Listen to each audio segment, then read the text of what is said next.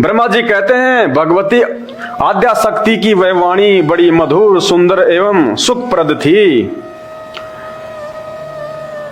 Page number 132 पे आ गए हम। तीसरा स्कंद चल रहा है। हम लोगों ने उनसे कहा, माता, जब दुर्गा ने कहा ना कि बेटा अब तुम जीवों की उत्पत्ति करो, तो ब्रह्मा जी कह रहे हैं कि हम लोगों ने कहा, हम तीनों ने कहा कि माता, हम किस प्रकार इन 4 प्रजाओं का सर्जन आदि कार्य करने में सफल हों, कि हमारे पास तो कुछ है नहीं माता जी, कोई रचना की सामग्री नहीं है, हम कैसे रचें। विस्तृत भूमि का अभाव है माता जी, जमीन भी दिखाई नहीं दे रही, हम कहां पे सृष्टि रचें। सभी स्थान तो जलमग्न है, चारों तरफ तो पानी पानी है। पंचभूत गुण एवं तन्मात्र इंद्रिया चाहिए, यानी 5 तत्व चाहिए सृष्टि करने के लिए। पृथ्वी, जल, अग्नि, वायु, आकाश। और गुण चाहिए 3, रजगुण, सतगुण और ये तमगुण। परंतु उनका भी अभाव है। हमारी बात सुनकर उन कल्याण स्वरूपिणी भगवती का मुखमंडल मुस्कान से भर गया। उनकी बातें सुन के दुर्गा हंसने लगी कि बालक है, नादान है। इतने में एक सुंदर विमान आकाश से उतरा। अब देखना आंखें फाड़ के, ये ब्रह्मा विष्णु महेश से ऊपर तो और भी ब्रह्मा विष्णु महेश हैं। अब दुर्गा के आदेश से वहां पे एक विमान आ गया, और वहां के विमान को डीजल पेट्रोल से नहीं चलते, कोई इंजन से नहीं चलते, वो उनकी शक्ति से चलते हैं। तो एक विमान आया ऊपर से, उन विमान में तीनों देवताओं को बैठने का दुर्गा ने आदेश दे दिया कि बच्चों बैठ जाओ इस विमान में। दुर्गा ने उनको ये क्यों दिखाना था कि कहीं आगे चल के इनके मन में ये अहंकार उत्पन्न ना हो जाए कि हम ही भगवान हैं, या फिर नीचे जो प्राणी हैं वो केवल इन्हीं को भगवान मान लें। तो विमान में बैठ के तीनों देवता ऊपर जाते हैं, और वहां पे देखना ब्रह्मा विष्णु महेश और मिलेंगे इनको। ये भी चक्कर में पड़ जाएंगे, आपस में पूछेंगे, यार ये दूसरा ब्रह्मा कौन आ गया। ब्रह्मा जी पूछेगा, अरे दूसरा विष्णु जी कौन आ गया। वो ब्रह्मा विष्णु महेश के रूप में जो और है ना, वो इनका बाप रूप बनाता है काल। इनका बाप काल, दुर्गा का पति, वो अपने वास्तविक रूप में सामने नहीं आता उनके, उसको श्राप लगा हुआ है। इसलिए उसने ब्रह्मा विष्णु महेश को अपनी औकात बताने के लिए कि तुम ही नहीं हो, तुम्हारे ऊपर तो और बहुत हैं, कहीं तुम अपने आप को ही तुम भगवान मानने लग जाओ। तो वो काल जो है ब्रह्मा विष्णु महेश तीनों का रूप बना के ऊपर बैठ गया। देखना, इतने में एक सुंदर विमान आकाश से उतरा। तब उन देवी ने हमें आज्ञा दी, दुर्गा ने इनको आदेश दिया, देवताओं निर्भीक होकर इच्छा पूर्वक इस विमान में प्रवेश कर जाओ, कि डरो मत, इस विमान में कोई राक्षस वाक्षस नहीं है, आराम से बैठ जाओ निडर होके। निर्भीक होकर इच्छा पूर्वक इस विमान में प्रवेश कर जाओ। ब्रह्मा विष्णु और रुद्र, आज मैं तुम्हें एक अद्भुत दृश्य दिखलाती हूँ। हमने भगवती की बात सुनकर उसे सिरोधार्य कर लिया। उस रत्न जड़ित विमान पर चढ़कर हम लोग आराम से बैठ गए। वह विमान मोतियों की माला से सुशोभित था। उससे अनेकों किंकिणियों की ध्वनि हो रही थी। अमरावती की तुलना करने वाले उस भव्य विमान पर हम तीनों निर्भीक होकर बैठे थे। इंद्रिय विजय हम तीनों देवताओं को उस पर बैठे देखकर देवी ने अपने सामर्थ्य से विमान को आकाश में उड़ा दिया। जैसे तीनों देवता हवाई जहाज में बैठ गए, देवी ने अपनी पावर से, अपनी शक्ति से विमान को आकाश में उड़ा दिया ऊपर। कहां जा रहे हैं? ब्रह्मा जी कहते हैं, मन के समान तेज गति से चलने वाला वह विमान जिस अपरिचित स्थान पर गया, यानी ब्रह्मा जी को भी नहीं पता कि ये विमान कहां जा रहा है, कौन सी जगह जा रहा है, ब्रह्मा जी को नहीं पता। अपरिचित स्थान पे, जिसकी जानकारी तीनों देवताओं को नहीं है, तुम इनको कहते हो कि सृष्टि की उत्पत्ति करता है भगवान नहीं। वहां संपूर्ण फलों से लदे हुए अनेक सुंदर वृक्ष थे। वो किसने रच दिए भाई? वो फलों से लदपद वो किसने रचे? क्योंकि ब्रह्मा विष्णु महेश तो वहां पे पहली बार जा रहे थे, उनको तो पता ही नहीं था। तो उससे पहले वो गार्डन किसने बना दिए, वो पार्क किसने बना दिए भाई, वो बाग किसने लगा दिए? तो कौन है सृष्टि का उत्पत्ति करता? संत रामपाल जी के सत्संग सुन लेना, दिमाग खुल जाएगा। कोकिलों की काकली उन वृक्षों की शोभा बढ़ा रही थी। कोयल, कोकिलों की काकली, बहुत सारी कोयल बैठी हुई थी, वो आवाज निकाल रही थी। ब्रह्मा जी के द्वारा हम इंसानों की सृष्टि रचना शुरू करने से पहले तो वहां पे ऑलरेडी सारी सृष्टि पहले हो रखी थी। जानवर भी थे वहां पे, कोयलें वहां पे आवाज कर रही थी। कोकिलों की काकली उन वृक्षों की शोभा बढ़ा रही थी। विस्तृत भूमि, बहुत से पर्वत, वन और उपवन उस स्थान को सुशोभित कर रहे थे। स्त्री, पुरुष, पशु, पवित्र नदी, बावली, कुएं, पोखरे, गड्ढे और झरने वहां अनगिनत थे। वहां पे स्त्री और पुरुष और पशु ब्रह्मा जी के द्वारा सृष्टि रचना से पहले स्त्री पुरुष यानी आदमी और लुगाई हैं और जानवर सब कुछ असंख्य असंख्य थे वहां पे, असंख्यों। तो किसने सृष्टि की रचना करी? पूछना इन ढोलक पेटी बजाकर बिलनी और राम की कथा, सुदामा और श्री कृष्ण जी की कथा कहने वाले पंडितों से कि तुम तो ब्रह्मा विष्णु महेश को सृष्टि का उत्पत्ति बताते हो ना। ब्रह्मा विष्णु महेश को तो पता नहीं, उससे पहले तो पूरी सृष्टि रची हुई थी। ये देखिए, स्त्री पुरुष पशु और नदियां, बावली, कुएं, पोखर, गड्ढे और झरने वहां अनगिनत थे, गिनती नहीं थी। आगे एक अत्यंत सुंदर नगर दिखाई पड़ा। बताओ, नगर भी रच दिए, सिटी, शहर भी बने हुए थे।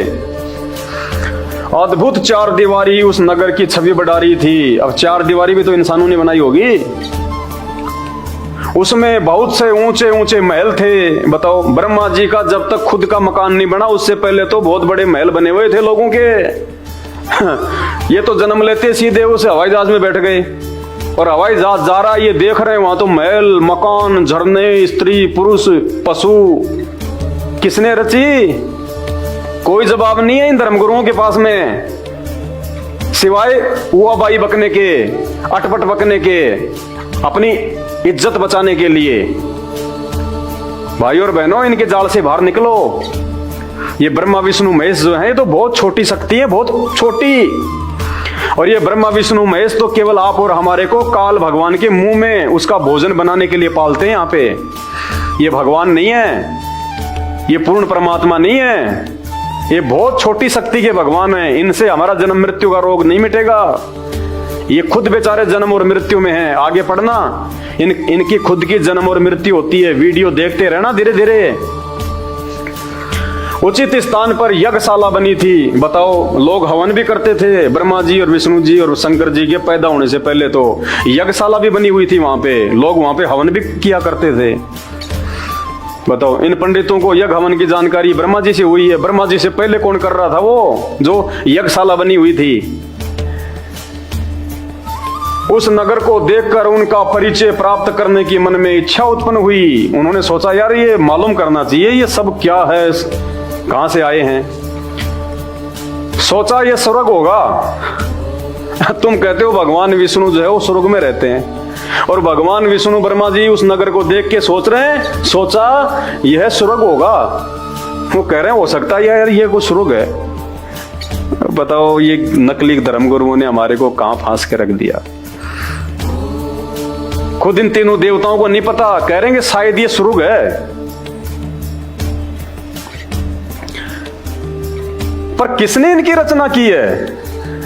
आपस में बात कर रहे हो तीनों भाई, यार लगता है ये स्वर्ग है, इतना सुंदर सारा सब कुछ, गार्डन वार्डन, सिटी वाटी, आदमी उदमी सब हैं, लगता है ये स्वर्ग है। लेकिन यार इसको किसने रचा होगा?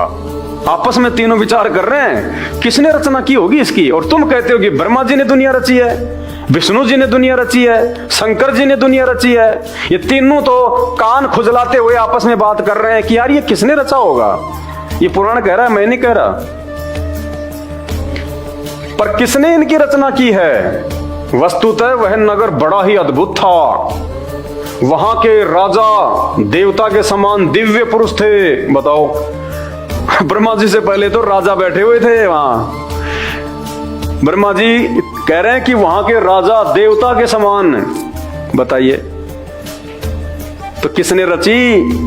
इनकी रचना होने से पहले वो सृष्टि, वो परमात्मा कौन है, उसका क्या नाम है, उस परमात्मा की जानकारी, उस भक्ति और भगवान की जानकारी आज संत रामपाल जी भगवान ने आके बताई है। सही सही शास्त्रों से निकाल के इन नकली संतों की तरह मीठी मीठी बातें बना के आप और हमारा जीवन बर्बाद करने नहीं आए।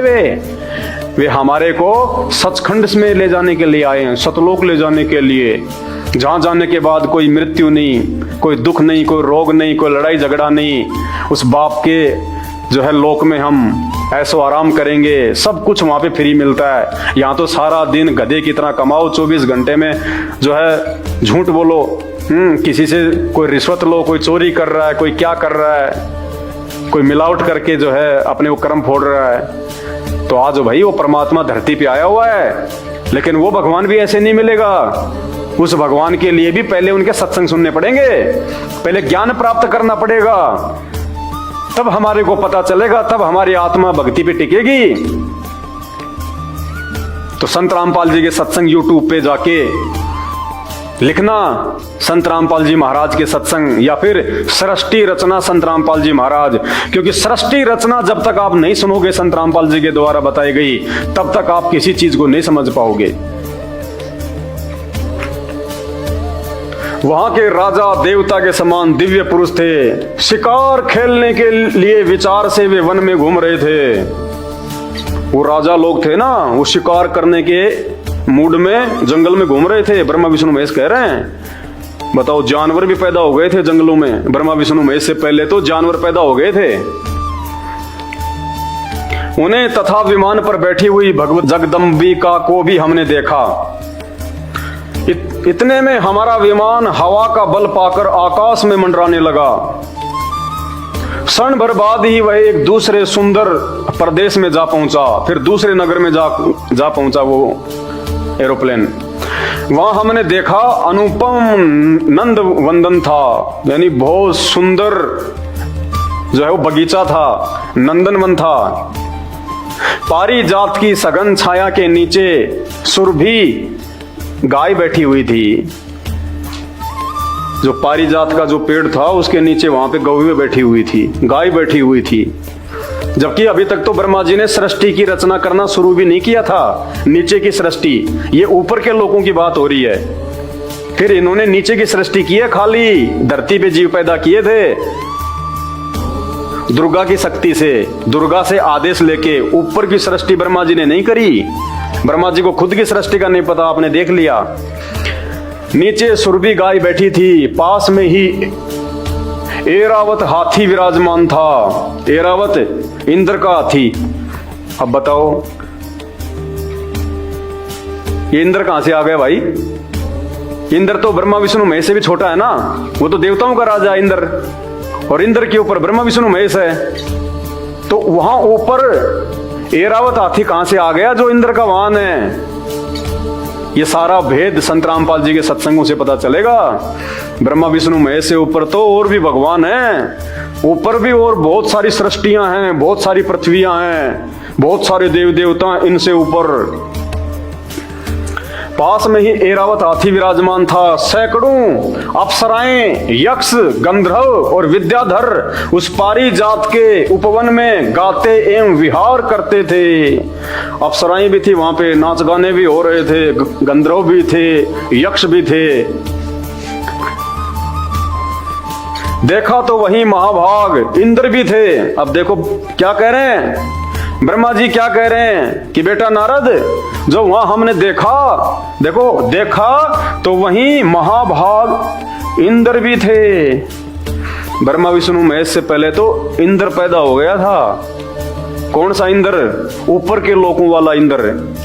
नीचे का इंद्र अलग है। जो तुम गाने गाते हो ना, बरस बरस हमारा इंद्र राजा, ये तो बहुत छोटी सी चीज है, छोटी सी चीज।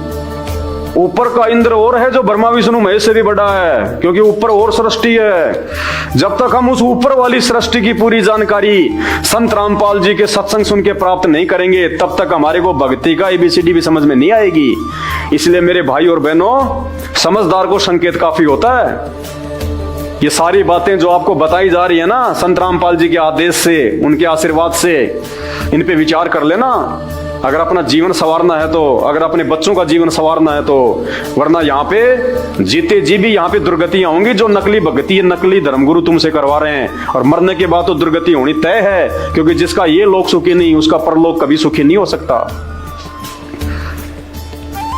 सैकड़ों अप्सराएं, यक्ष, गंधर्व और विद्याधर उस पारिजात के उपवन में गाते एवं विहार करते थे।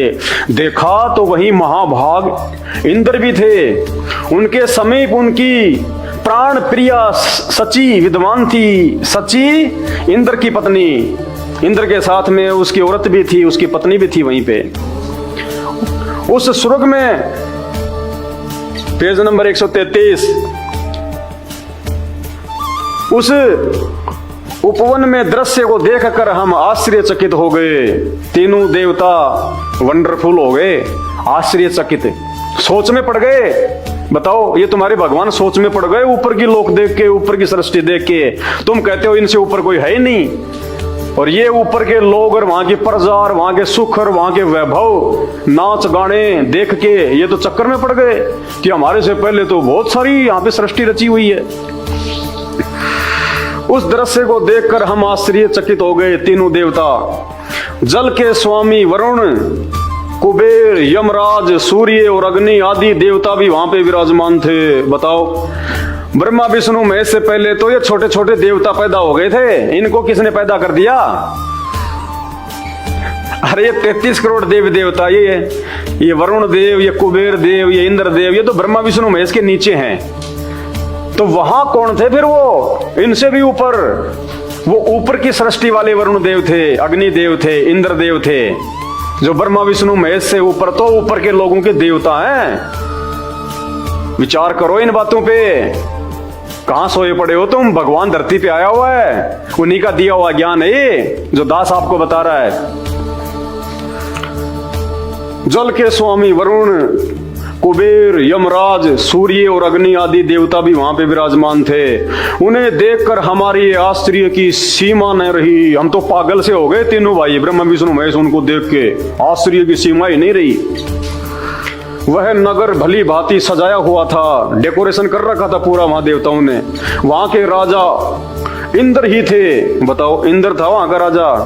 वे शांत चित्त होकर तमजान पर बैठे और नगर के बाहर चले आए। हम लोग विमान पर बैठे बैठे वह कौतुक देख रहे थे, यानी वो दृश्य देख रहे थे हम विमान में बैठे बैठे।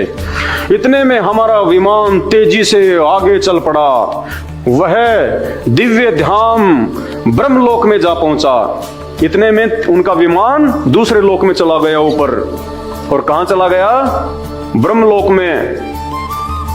संपूर्ण देवता उस नगर के सामने मस्तक झुकाया करते थे। बताओ, ऊपर के लोक में भी देवता थे, ऊपर की सृष्टि और है अलग। कहते जब हमने वो ब्रह्मलोक में देखा हमारे विमान से, खिड़की से, तो देवता लोग तो वहां पे सिर झुका के खड़े थे यूं।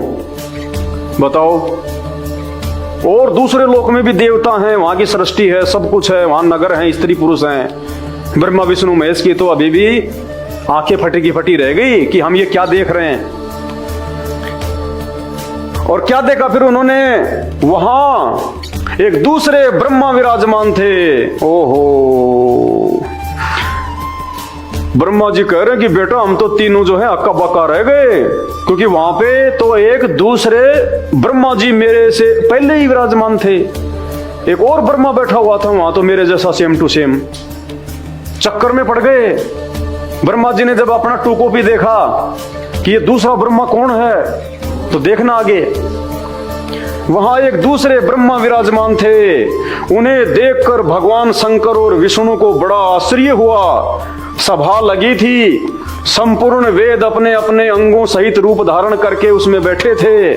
समुद्रों, नदियों, पर्वतों, पनगों और उर्गों का समाज एकत्रित था। भगवान शंकर और विष्णु ने मुझसे पूछा, वो दूसरा ब्रह्मा जी देख के भगवान शंकर और विष्णु जी ने उस विमान में बैठे हुए अपने भाई से पूछा, ब्रह्मा से पूछा, चतुरानन, हे चार मुख वाले, ये अविनाशी ब्रह्मा कौन है? शंकर जी और विष्णु जी पूछ रहे हैं ब्रह्मा जी से उस एरोप्लेन में बैठे बैठे। उस दूसरे और ब्रह्मा जी को देखा तब कि भाई साहब ये दूसरा ब्रह्मा कौन है तेरे जैसा सेम टू सेम, अविनाशी, जो कभी नहीं मरता। तो ब्रह्मा जी क्या बोले? मैंने उत्तर दिया, बेटा नारद मैंने उत्तर दिया, मुझे कुछ नहीं पता। ब्रह्मा जी डिस्प्यूज, ब्रह्मा जी फेल। पुण्यात्माओं, ये शास्त्र, ये सृष्टि की रचना, ये देव देवता, ये भगवान, ये संत रामपाल जी भगवान के आने से पहले पूरी दुनिया के लिए, इन पंडितों के लिए, इन ब्राह्मणों के लिए पहाड़ बने हुए थे सिर का दर्द। कोई नहीं समझ पाया था इनको आज से पहले, और संत रामपाल जी ने आके इनको पहली कक्षा के बच्चे की तरह पढ़ा दिया, उंगलियों पे रटा दिया अपने भक्तों को। कोई संशय नहीं है हम लोगों को कि कौन भगवान है और क्या भक्ति है, कौन सी भक्ति से मोक्ष होगा और कौन से देवी देवताओं की भक्ति करते रहने से सीधे मरने के बाद में काल के मुंह में फिर 84 लाख योनियों में गधे कुत्ते सुअर। तो ये ब्रह्मा जी क्या कह रहे हैं कि भाई बस बस ज्यादा मत बोलो, मेरे को कुछ नहीं पता, मेरा सिर फटने वाला। ये सब कुछ देख के विचार करो इन पे। तुम ब्रह्मा विष्णु महेश को भगवान बता रहे हो, सर्वश्रेष्ठ बता रहे हो, सर्वशक्तिमान बता रहे हो, अजरो अमर बता रहे हो, अविनाशी बता रहे हो कि ये मरते नहीं। और ये क्या कह रहे हैं शंकर जी और विष्णु जी, चतुरानन, ये अविनाशी ब्रह्मा कौन है? अविनाशी यानी जो कभी नहीं मरता, उस ब्रह्मा जी को कह रहे हैं जो हवाई जहाज में बैठा है। इसका मतलब बाहर वाला तो अविनाशी ब्रह्मा, अंदर वाला जन्म और मृत्यु में। ये अविनाशी ब्रह्मा कौन है? मैंने उत्तर दिया। ब्रह्मा जी क्या बोले? मुझे कुछ नहीं पता। सृष्टि के अधिष्ठाता कौन है? ये सृष्टि किसने रची है? ब्रह्मा जी कह रहे हैं भाई साहब मुझे कुछ नहीं पता। और क्या कह रहे हैं ब्रह्मा जी? सृष्टि का तो कहां पता चलेगा उनको, अपने बारे में क्या कह रहे हैं? मैं कौन हूं, ये कौन है और हमारा क्या उद्देश्य है, इस उलझन में मेरा मन चक्कर काट रहा है। भाई ज्यादा मत बोलो, मेरे सर की नसें फट जाएंगी। मुझे कुछ नहीं पता, मैं कौन हूं, तुम कौन हो, ये कौन है, दूसरा ब्रह्मा कौन है। भाई मेरा तो इस उलझन में सिर चक्कर काट रहा है। कौन? इन नकली धर्मगुरुओं का भगवान कह रहा है ब्रह्मा जी कि मेरा तो सिर चक्कर काट रहा है, फट जाएगा।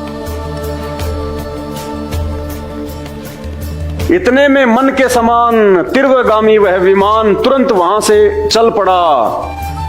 इतने में विमान आगे चल पड़ा। अब शंकर जी का सिर चकराएगा, देखना आगे। ब्रह्मा जी का तो चकरा गया, अब आगे देखना। और कैलाश के सुरम में शिखर पर जा पहुंचा। वहां बहुत से यक्ष विद्वान थे। मंदार का एक सुंदर उपवन था जिसमें सुग्गे और कोयल कलरव कर रहे थे। वीणा और पखावज आदि वाद्यों की सुखदाई आवाज हो रही थी। वहां विमान के पहुंचते ही एक भव्य भवन से त्रिनेत्रधारी भगवान शंकर निकले। ओ हो। जब विमान फिर दूसरे लोक में और चला गया आगे, तीनों देवता ब्रह्मा विष्णु शंकर जी जो विमान में बैठे हुए थे, जब उनका विमान और आगे चला दुर्गा की पावर से, तो क्या देखा उन्होंने? वहां विमान के पहुंचते ही एक भव्य भवन से, बहुत बड़े महल से, त्रिनेत्रधारी 3 आंखों वाला भगवान शंकर निकले। एक भगवान शंकर आया 3 आंखें वाला वहां पे। तो फिर वो जहाज में बैठा था, वो कौन सा शंकर है भाई जिसको तुम भगवान कहते हो? उससे ऊपर तो और भी शंकर है। वे नंदी वृषभ पर बैठे थे, वो भी बैल पे बैठे थे, वो भी नंदी पे बैठा हुआ था। Same to same 2 copy. अब शंकर जी का सिर चकरा जाएगा। उनके 5 मुंह थे।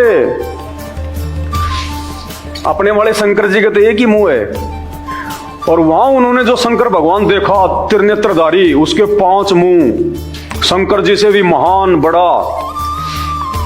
उनके 5 मुंह थे।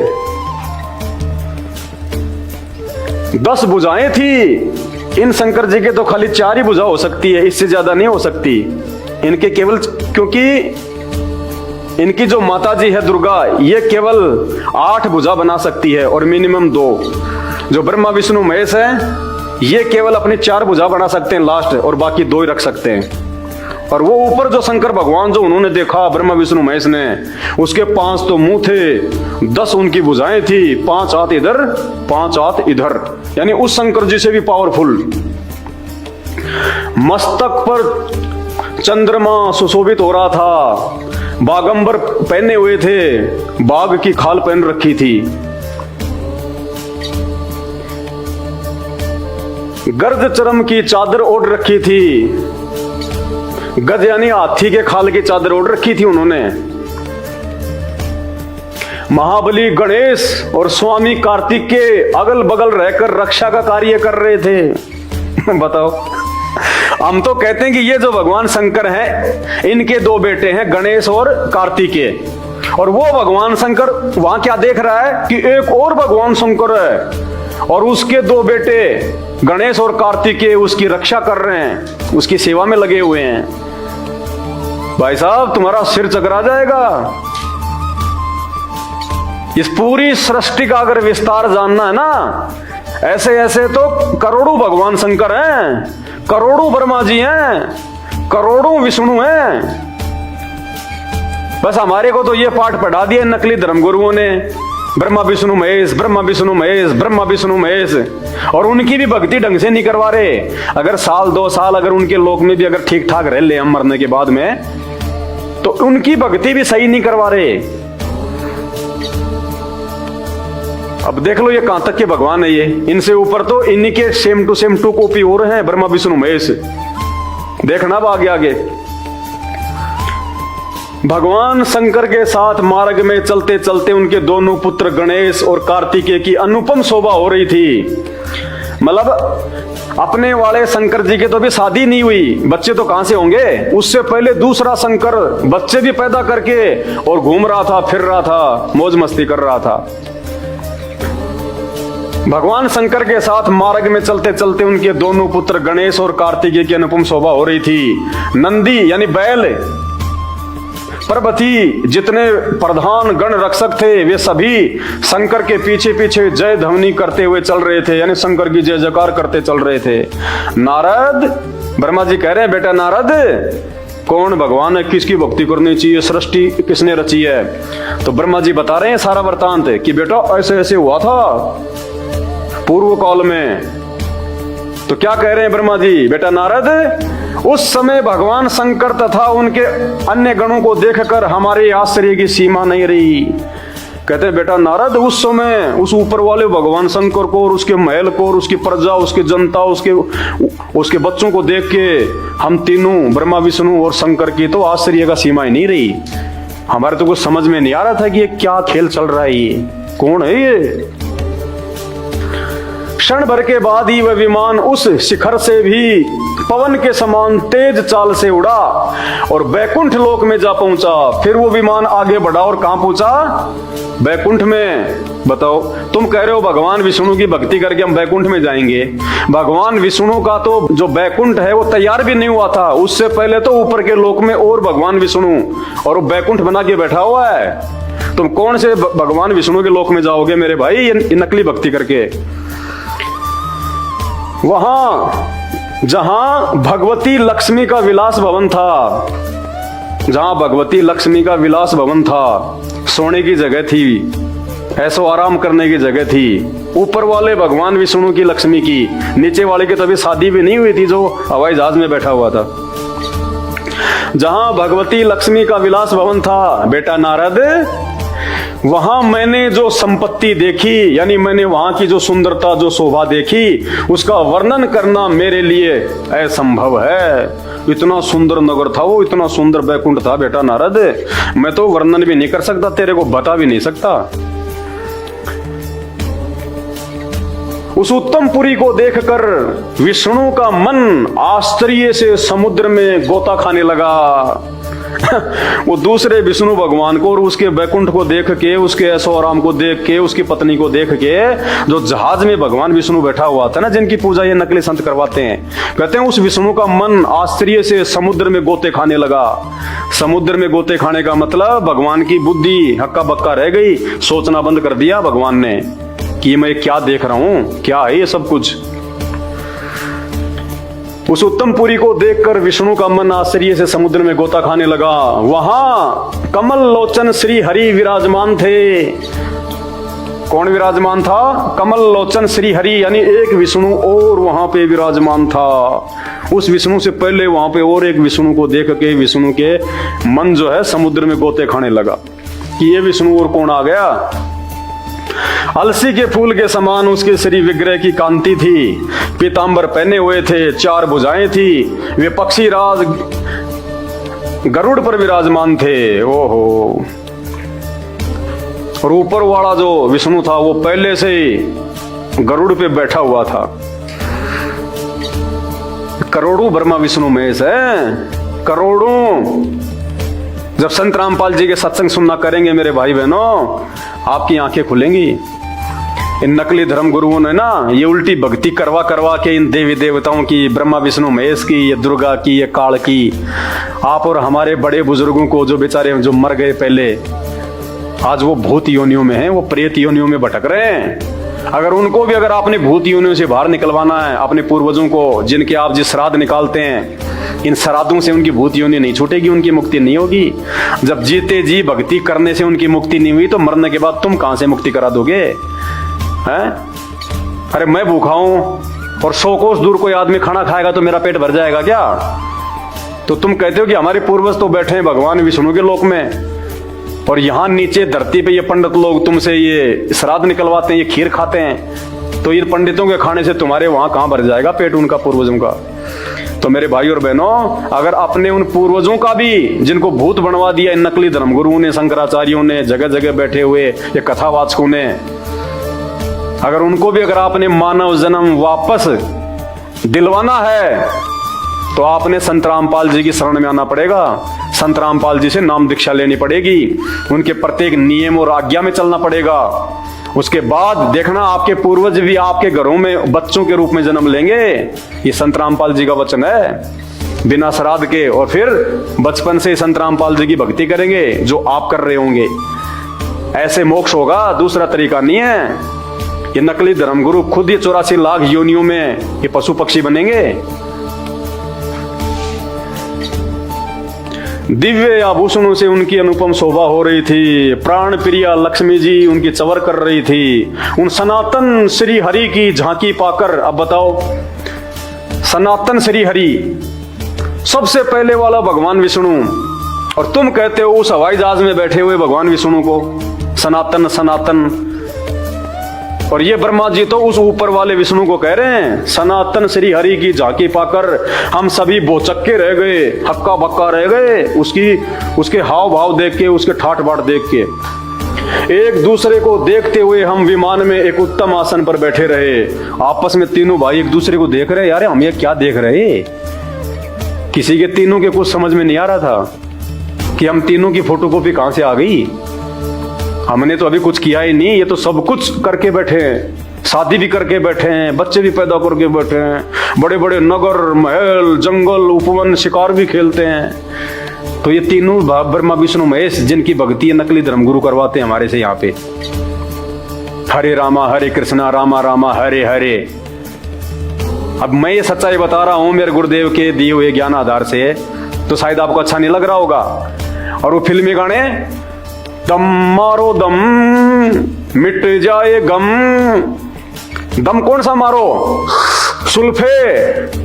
दम मारो दम मिट जाए गम, बोलो सुबह शाम हरे कृष्णा हरे कृष्णा हरे राम। वो तुम्हें बहुत अच्छे लगते हैं, वहां तो तुम्हारे भगवानों की बेइज्जती हो रही है कि सुल्फा पियोर जय श्री राम जय कृष्णा हरे रामा बोलो।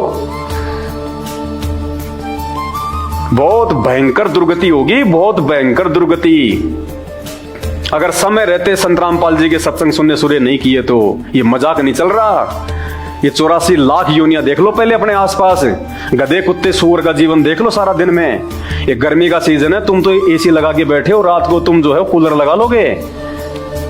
गर्मी बरसात, ओले गिरते हैं, आंधी तूफान आता है, तुम तो खा पी के सो जाओगे।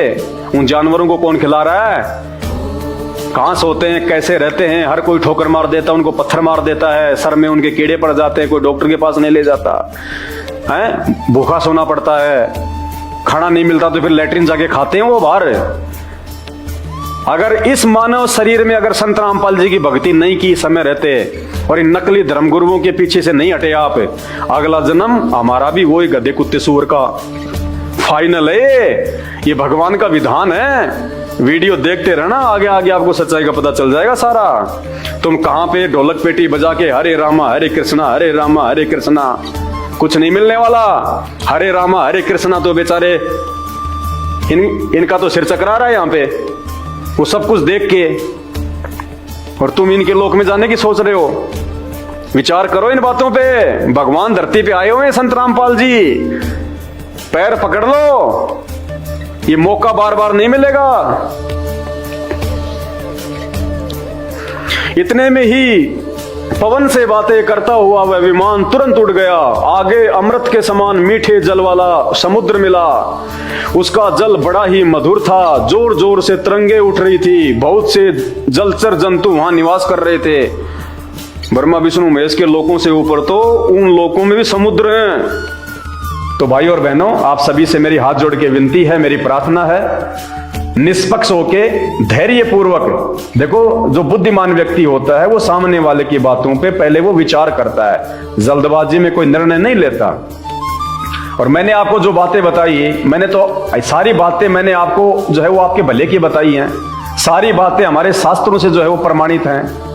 आपकी आंखों के सामने वो घटनाएं घट रही हैं। उन महात्माओं के साथ में क्या हुआ और वर्तमान वाले महात्मा जी के साथ में क्या हो रहा है, उनके मुंह से आपने सुन लिया।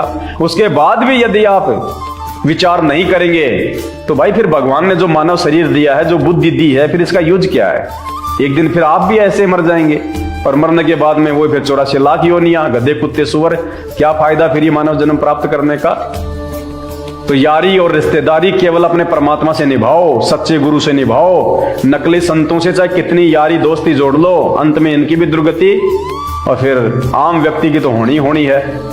तो हाथ कंगन को आरसी क्या, पढ़े लिखे को फारसी क्या। इतना समझने के बाद भी अगर आपकी समझ में नहीं आती है, और यदि आप संत रामपाल जी के सत्संग नहीं सुनते हैं, विशेषकर सबसे पहले सृष्टि रचना, आप कुछ भी ना तो समझ पाएंगे अध्यात्म के विषय में, भक्ति के विषय में, और जिंदगी में आप उस परमात्मा को प्राप्त नहीं कर पाएंगे। और जीते जी यदि आपकी बैटरी चार्ज है तो आपके काम ठीक ठाक चलेंगे। और क्या फायदा उस बैटरी चार्ज का जब मरने के बाद बिना सही भक्ति के, बिना सही गुरु के जब 84 लाख योनियों में जाना है, तो अंत में दुर्गति होगी। ना ये गुरु बचा पाएंगे, ना वो भक्ति बचा पाएगी जो आप इन नकली गुरुओं से लेके कर रहे हैं। आपको सच्ची भक्ति बचाएगी, सच्चा सतगुरु बचाएगा। जब भी मुसीबत आनी होगी, पहली बात तो आने नहीं देगा, और आ गई तो कहते हैं संत शरण में आने से आई टले बला, जय मस्तक में फांसी हो व कांटे में टल जा। अगर पहाड़ जैसा कोई दुख आना होगा तो वो गुरु जो आपका वो सच्चा गुरु है, उस पहाड़ जैसी आपत्ति को हल्के में टाल देगा। आप उसका शुक्रगुजार करोगे कि हे गुरुदेव भगवान, हमारा तो जीवन का सत्यानाश होना था, इतनी बड़ी समस्या थी, ये तो आपके आशीर्वाद से हवा के जैसी होके चली गई। तो आज की वीडियो में केवल इतना ही। आगे वीडियो आप भाई बहनों को जगाने के लिए जो है हमारे इन्हीं धर्मशास्त्रों के आधार से आपके लिए हम बनाते रहेंगे। लेकिन हमारे वीडियो बनाने का केवल उसी समय फायदा है जब आप साथ साथ संत रामपाल जी भगवान के YouTube पे आप उनके सत्संग सुने, या प्रतिदिन साधना टीवी चैनल पे रोजाना 7:30 से 8:30 बजे 1 घंटे संत रामपाल जी का जो है सत्संग आता है। आप उनके जो है वो सत्संग सुनिए, और यदि निष्पक्ष होके धैर्य पूर्वक अपने आत्मा के उद्धार के लिए यदि आप उनके वो सत्संग जो है वो सुनेंगे, और आपके यदि शरीर में, आपके यदि परिवार में कोई भी रोग है, कोई जो है वो कष्ट है, 50% वो रोग, वो कष्ट आपका केवल उनके वो सत्संग सुनने मात्र से दूर हो जाएगा। और बाकी जब जिस दिन आप उनसे नाम ले लोगे, आप उनकी जो है वो शरण में आ जाओगे, आप अपने घर में उनकी वो भक्ति करने लग जाओगे, उस समस्या को, उस संकट को परमात्मा जड़ से समाप्त कर देगा, जड़ से। ये विश्वास है हमारा, क्योंकि हम उनकी शरण में हैं, झूठी महिमा नहीं करते। तो आज के वीडियो केवल इतना ही। वीडियो को ज्यादा से ज्यादा शेयर करें। बंदी छोड़ सतगुरु रामपाल जी भगवान की जय हो।